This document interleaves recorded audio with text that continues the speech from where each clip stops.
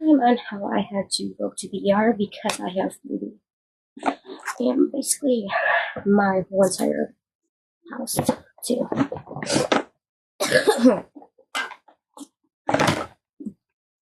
So, for starters, I went to urgent care first. They did not really do much at all. Ran me for tests twice. The first one was for strep, the second one was for COVID, then the third one was for flu.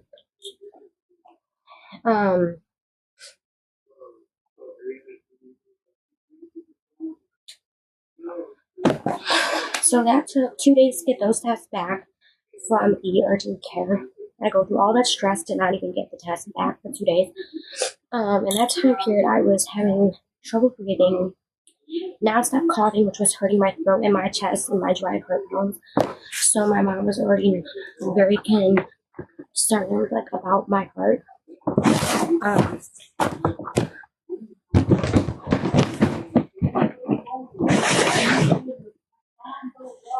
I'm gonna move this tablet to finish telling you guys the story.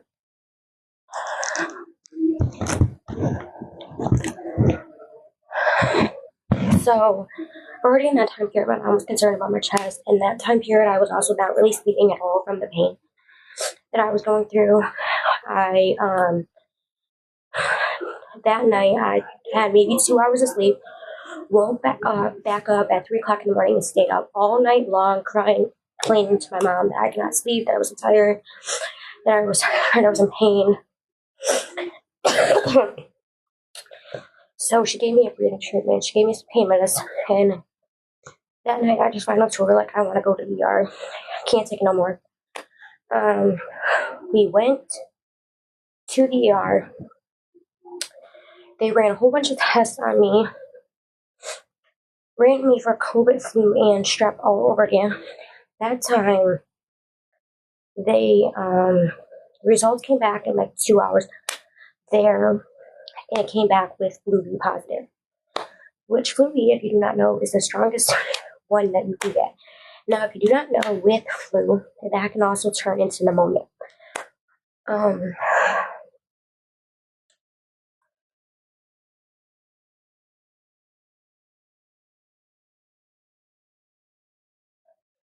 Okay, sorry.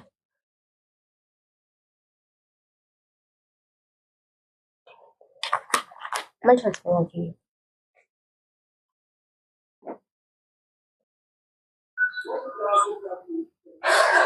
Because I keep on phone, I hear sounds and stuff. Water's on. So, if we didn't know, it could turn into pneumonia. So, they gave me the strongest flu medicine that you can take.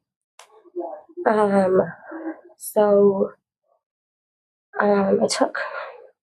Right now, I kind of feel a little bit better than what I did before. Now I can feel like I can talk, move around, do things. It still takes energy out of me. It takes a little bit of energy right now just to film this video, but I do want to film it for you guys.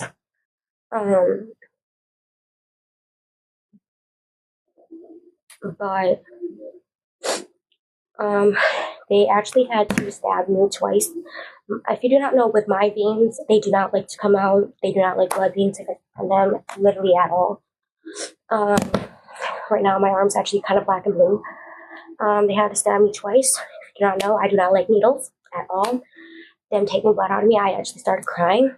They had to do a CT scan on my head to make sure my stuff is intact. If you don't know, I have Chiari hydrocephalus and papilloma, which they were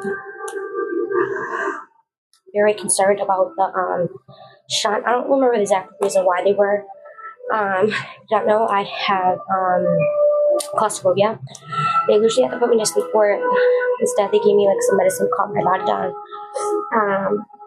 which when the people came in for the medicine, the people also after that taking the CT scan came in 2 minutes apart. So the medicine didn't even get time to work. So I had to do it all by myself, which that did not go too well. You guys, I was crying and screaming to my mom that I did not want to do it. So that was just the whole thing. I was there from 10 o'clock to 10 o'clock at night, which I'm not even exaggerating to you guys, was just ridiculous. Like, ridiculous. With no phone. It was just me and my mom. I watched probably 10 episodes of SpongeBob. Not even, maybe more than that. I don't know, I'm just, because there was like SpongeBob and something else on. I don't remember what it was. I didn't use my tablet until kind of like the end of it when there was like really nothing else on. I'm glad I did bring my charger for the tablet, because if I didn't, the tablet would have died. Because I'm really bad with charging devices, but that's not the point. After that, they had someone come in that like brought me like coloring book and stuff, child life, to come in just to comfort me. Then they had to give me IV fluids because I was not eating and drinking that well either because of my throat pain, which was so bad.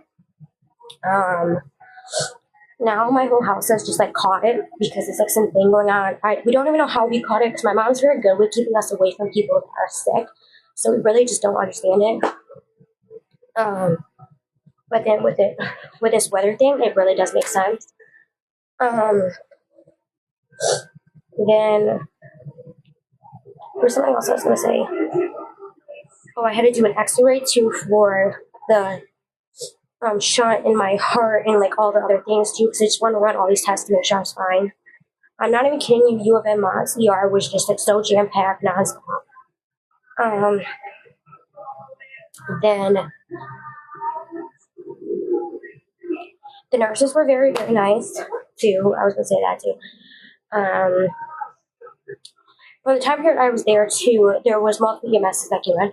Also, in the time period of that, when I got released, when we told my dad to come back because he had to take my sister and my dog home because my dog has severe separation anxiety. We don't even need to leave that.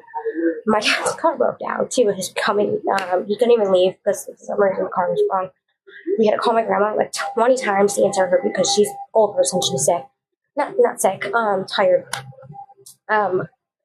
I had to have my aunt North and my cousin call her too. You know, it was just like a whole scramble. Like, not even kidding you.